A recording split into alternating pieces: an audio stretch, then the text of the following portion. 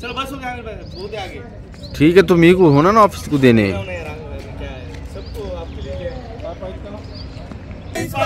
आरोपीला अटक झालीच पाहिजे। अरे कोण म्हणतो होणार नाही, अरे कोण म्हणतो होणार नाही, अरे या आरोपीचं करायचं का, या हरण खाणाराचं करायचं का, पाठीशी घालणाऱ्याचं का, आरोपीला पाठीशी घालणाऱ्या पोलीस प्रशासनाचा, आरोपीला पाठीशी घालणाऱ्या पोलीस प्रशासनाचा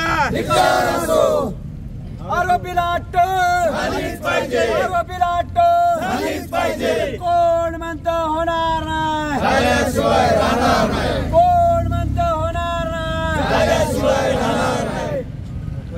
आणि काही इशारा असणार अगदी आम्ही यायच्या अगोदरपासून सगळ्या व्यापारी वर्गाने आणि सर्व शहरवासियांनी स्वतःच्या मनाने अगदी सोखसीने 100% बंद पाळण्यात आलेला आहे आणि थोड्या वेळात मोर्चाची सुरुवात होणार आहे।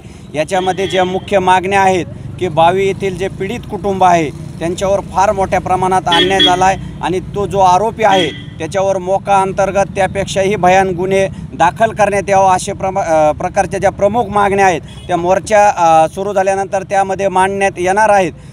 थोड्या वेळात मोर्चाला सुरुवात होणार आहे, पण मला एकच सांगायचं आहे की संपूर्ण शहरातील आणि व्यापारी बांधवांनी स्वतःच्या सोखुशीने हा 100% आजपर्यंत शिरूरच्या इतिहासात इतका 100% सोखुशीने कुणीच बंद पाळलेला नाही। याच्यावरून आपण या घटनेची तीव्रता किती आहे याच्यावरून लक्षात येते।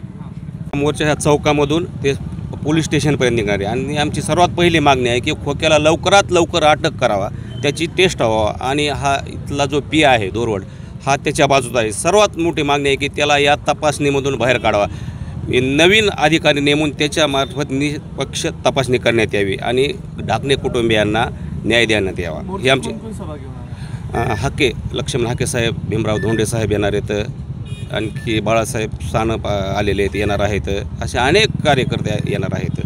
खरं तर 2-4 दिवस झाले याला पाठीशी याला राजकीय पाठबळ आहे आणि आत्तापर्यंत जो 13 ते 14 गुन्हे दाखल झाले एकदाही तो अटक झाला नाही आणि इतके खूप भयानक गुन्हे आहेत त्याच्यावर 13 ते 14 लूटमार, गोळीबार करणं, हरणाची शिकार करणं, मोराची शिकार करणं, साळाची शिकार करणं आणि इतके गुन्हे असूनसुद्धा त्याचं पाठबळ आहे आणि त्याचा जो आका आहे ते आकाचं त्याच्या पाठीवर हात आहे आणि ते आका म्हणलेला आहे की खोक्या तू काही कर, मी 99% नाही 100% तुझ्या बाजूने, प्रत्येक घटनेत प्रत्येक आरोपात तू काही कर, माझा हात तुझ्या डोक्यावर आहे आणि यामुळंच तो आका आहे, त्या आकाच्या जीवावर हा माजलेला आहे। तर खोक्यावर बी गुन्हा दाखल करावा आणि आकाची तपासणी आणि सर्वात महत्त्वाचं सतीश भोसले, सुरेश धस आणि धोरवड PI यांचे CDR काढावात।